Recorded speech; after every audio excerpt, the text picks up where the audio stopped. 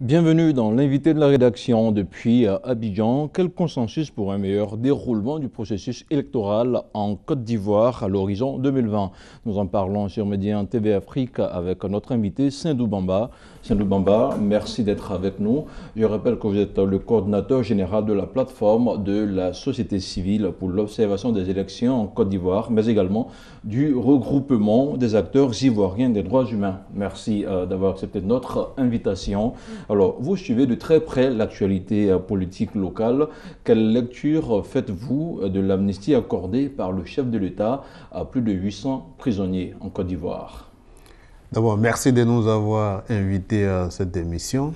Par rapport à votre première question, pour nous, l'amnistie prononcée par le président de la République lors de son adresse à la nation le 6 août rentre dans un contexte particulier parce que nous avons senti qu'à un moment donné, la tension était vive en Côte d'Ivoire et avec la loi d'amnistie, ça a permis de décrisper et en mettant dans la possibilité à 800 de nos concitoyens d'être en liberté, je crois que ça a permis de décrisper la situation et pour nous, c'est un geste qui va à l'endroit, qui va dans le sens de la réconciliation nationale et de la consolidation de la cohésion sociale en Côte d'Ivoire. Une bonne chose donc pour l'atmosphère politique ivoirienne. Alors la poésie et le RAID, à la différence des autres mouvements de défense des droits humains présents en Côte d'Ivoire, se félicitent de la mesure prise par le chef de l'État, alors que les autres mouvements ne sont pas d'accord avec la mesure. Pourquoi cette démarcation? Non, en fait, la poésie a donné son avis de manière globale. Moi qui vous parle, je suis même coordonnateur de la poésie, mais coordonnateur de RAIDS qui est signataire de la déclaration des 11 organisations qui ont cherché à faire la part des choses pour dire que tous les crimes commis, les crimes de guerre, les crimes de sang ne doivent pas être pris en compte au niveau de l'amnistie pour ne pas encourager l'impunité. Mais au niveau de certaines personnes, je crois que des infractions mineures pourraient être concernées par cette amnistie pour qu'il peut concourir à apaiser la situation au plan sociopolitique. Mais il ne faut pas encourager l'impunité en permettant à tout le monde de bénéficier de l'amnistie. Ça veut dire que vous rejoignez quelque part les autres organisations de défense des droits humains? Oui, nous les rejoignons parce que nous ne voulons pas que l'impunité soit légalisée en Côte d'Ivoire. Pour nous, il est important que tous ceux qui ont commis des crimes d'insécurité, des crimes de guerre, des crimes de sang répondent leurs actes devant les juridictions. Ça pourrait soulager davantage les victimes. Est-ce que vous pensez que la différence a été faite à ce niveau-là par rapport à l'amnistie prononcée par le président de la République? Je crois que dans l'allocution du président, la différence n'a pas été nettement précisée. Et je crois qu'il est important que cette différence soit sûre de tout le monde pour mettre la communauté des victimes plus à l'aise et qu'ils sachent qu'ils ont le droit au recours à la justice pour que chaque citoyen qui a été victime soit établi dans ses droits par la justice. Alors, selon vous, quel devrait être le degré d'implication des acteurs politiques ivoiriens pour un meilleur aboutissement du processus électoral à court terme pour les élections locales, je veux dire municipales et régionales qui vont se tenir dans 2 mois, et à long terme pour les élections présidentielles en 2020?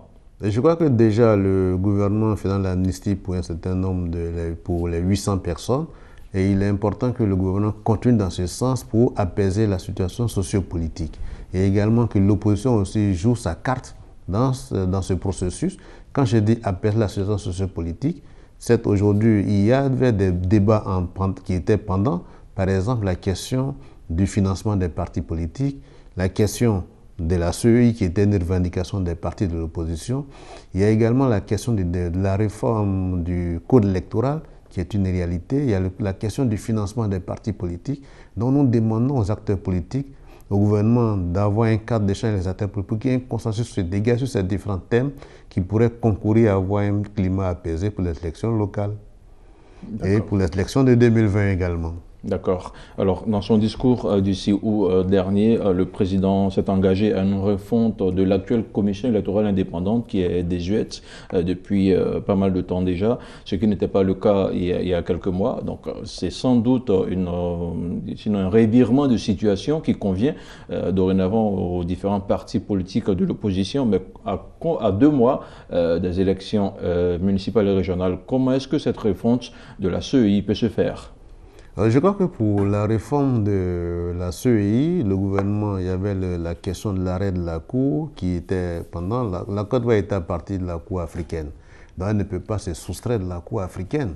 Et pour nous, il est... Est-ce que vous pensez que la Cour africaine a eu à faire une pression sur le chef de l'État?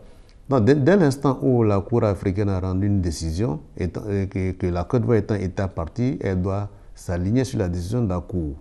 Et de deux, au plan national, il y a eu beaucoup de revendications quant à la réforme de cette commission, parce que nous voulons avoir des élections apaisées en 2020.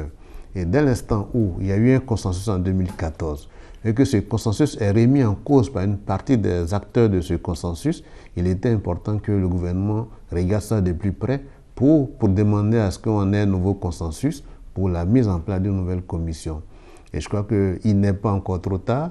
Les élections locales sont prévues pour le 13 octobre 2018. Oui. Mais il est important que si le gouvernement, comme je le disais tantôt, doit pousser dans l'élan de décrispation, puis engager des discussions avec tous les acteurs.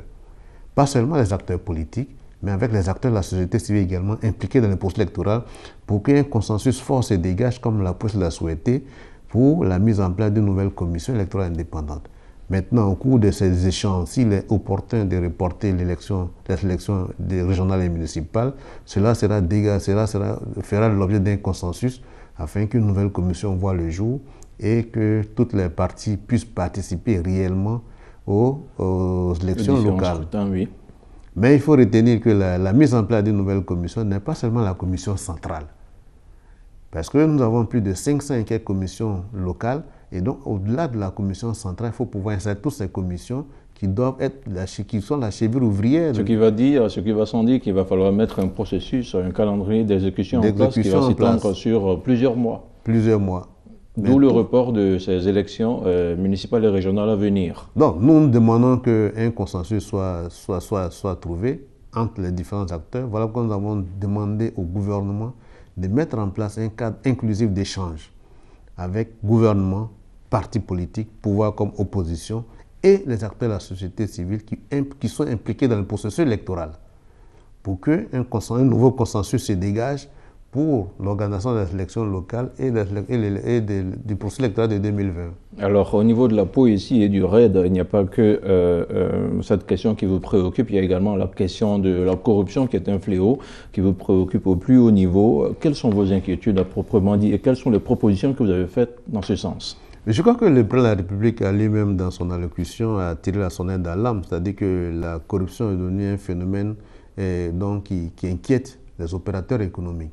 Pour nous, un pays qui veut être émergent doit se débarrasser de tout ce qui est élan de corruption.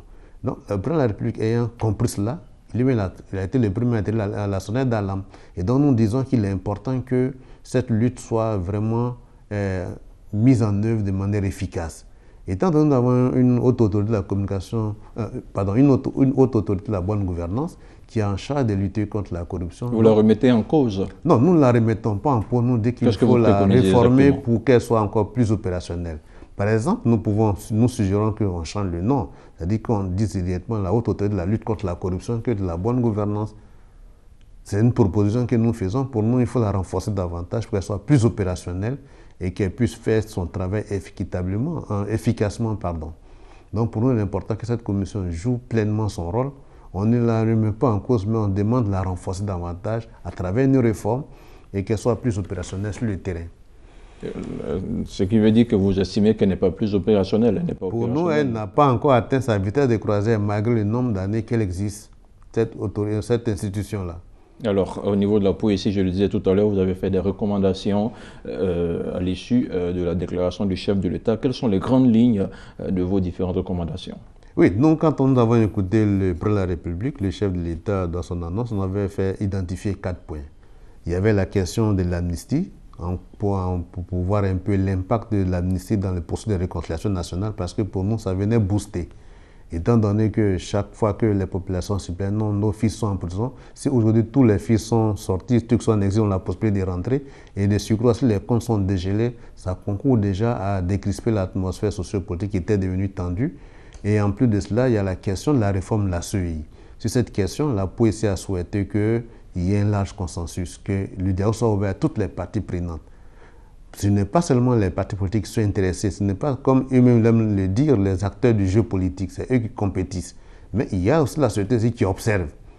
Donc il est important que ce dialogue se fasse avec les trois pieds, société civile, parti politique, gouvernement.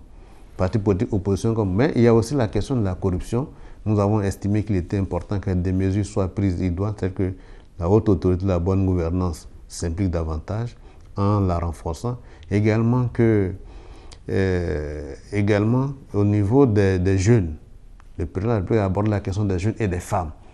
La participation des jeunes et des femmes. La question du genre, vous voulez dire? Du genre également, oui, dans le débat politique.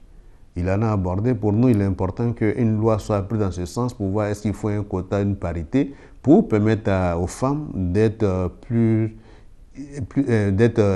choisies au niveau des formations politiques pour être des candidates. Donc pour nous, il est important au niveau des postes électifs et également des postes nominatifs pour que les femmes occupent les places qu'il faut et également des jeunes. Très bien. Merci beaucoup Sindou Bamba. Je rappelle que vous êtes le coordinateur de la poésie et du RAID. Merci d'avoir répondu à notre invitation et naturellement à nos questions. Voilà que referme ce numéro de l'invité de la rédaction. À très bientôt pour un autre numéro.